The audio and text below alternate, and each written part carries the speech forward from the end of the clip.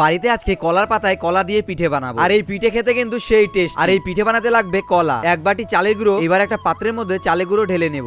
আর যে কলাগুলো আছে সেই কলাগুলো এক এক করে ছিঁড়ে নেব। এবার কলাগুলো থেকে চোকলা ছাড়িয়ে চালের গুঁড়োর সঙ্গে মাখাতে হবে। সঙ্গে 3 চামচ চিনি দিয়ে দেবো। আমার কিন্তু সবকিছু দেওয়া রেডি। এবার ওর মধ্যে সামান্য একটু লবণ দিতে হবে আর একটু জল দিয়ে ভালো করে মাখাতে হবে। চালের গুঁড়োর সঙ্গে কলা মাখানো হয়ে গেলে একটা বড় কলা পাতা লাগবে। এবার এই কলা পাতাটাকে ভালো করে পিস পিস করে কেটে নিতে হবে। তাই আমি আমার মতো ভালো করে পিস পিস করে কেটে নিলাম। এবার এই পাতাগুলো ভালো করে জল দিয়ে ধুয়ে নিতে হবে। ধোয়া হয়ে গেলে শুকানোর জন্য একটু রোদে দিতে হবে। এবার পাতার উপরে একটু সাদা তেল দিয়ে ভালো করে মাখাতে হবে। তারপরে দিয়ে দিতে হবে কলা চালের গুঁড়ো মিক্স করা, এক দলা করে আমাকে দিতে হবে। এইবারে কলা পাতাটা ভালো করে মুড়ে দিতে হবে। ঘরের মধ্যে রাখা ছিল তাওয়া, সেই তাওয়াটা এনে গ্যাসের উনুনে বসিয়ে দিই। এইবার এগুলো তাওয়ার উপরে দিয়ে দিতে হবে। আমি তাওয়ার উপরে পরপর করে সাজিয়ে দিলাম। এবার কিছুক্ষণ ধরে এটাকে কিন্তু পুরাতে হবে। এক একটা 5-7 মিনিট রাখলেই কিন্তু হয়ে যায়। আর এই দেখো সবগুলো কিন্তু বানানো হয়ে গেছে। এইবার সবগুলো আমি ঠাকুমাকে দিলাম। সবার প্রথমে ঠাকুমা খেয়ে বলবে কেমন হয়েছে। ঠাকুমা কিন্তু বললো সেই টেস্টি হয়েছে। সত্যি খেয়ে দেখলাম